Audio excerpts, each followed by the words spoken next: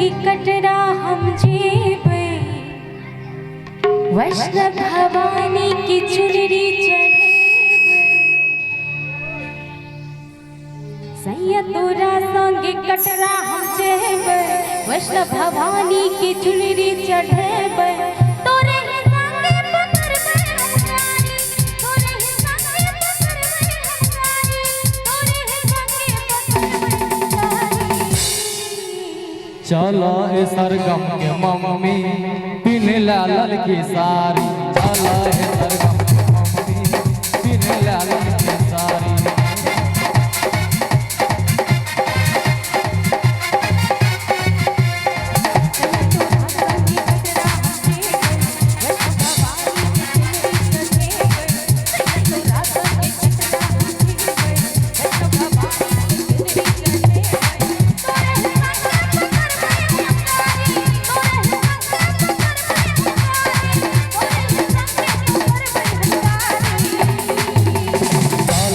सरगम के mummy pin लाल की सारी, चलो ए सरगम के मम्मी पिन लाल की सारी।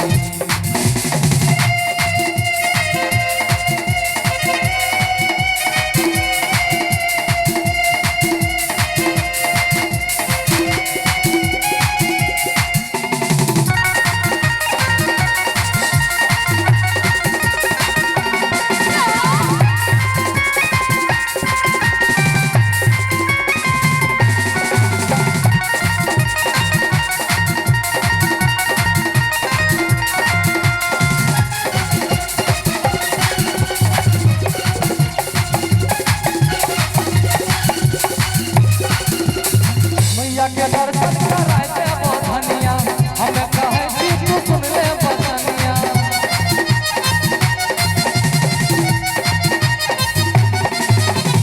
मैया के दर्शन कराए देबो धनिया, हमें कहे कि तू सुन ले बचनिया।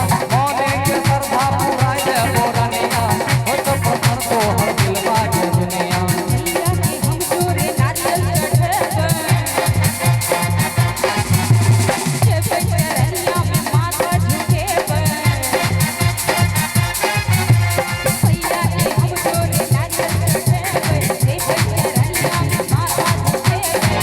चले में तोरे रहबै अगारी, चले में तोरे रहबै अगारी, चलो ए सरगम के मम्मी पिन लाल की सारी, चलो ए सरगम के मम्मी पिन लाल की सारी।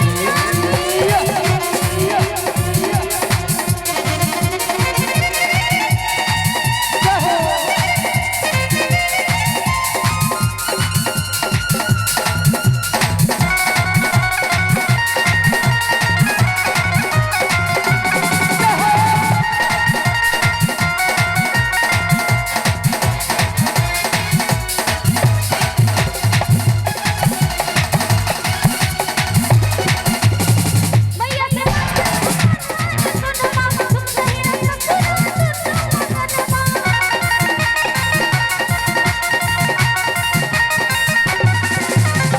मैया के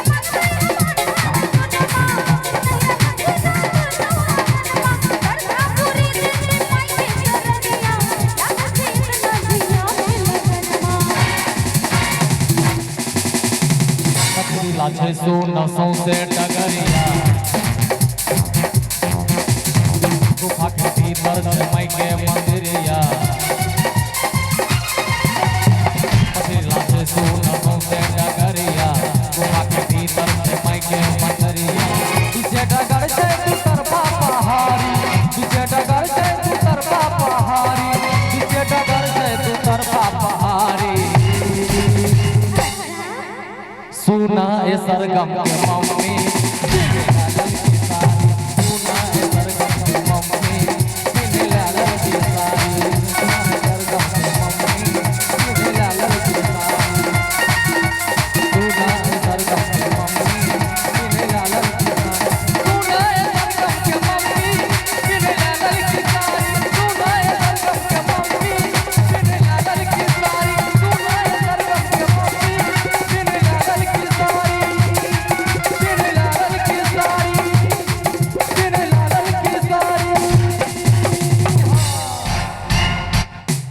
नीक लागले तो एक झमटकर ताली देबाक चाहिए। आओ एक और रहने मनमोहक प्रस्तुति मनीषा जी और संतोष जी के माध्यम से और अपने सबक देख रहे हैं बीके बाबा जागरण मंच झंझारपुर मधुबनी बिहार के माध्यम से ताऊ एक और सुंदर सन प्रस्तुति मनमोहक प्रस्तुति बीके बाबा जागरण मंच के माध्यम से ताऊ ले जाओ सुनल जाओ संतोष जी या मनीषा जी के सुमधुर स्वर पर।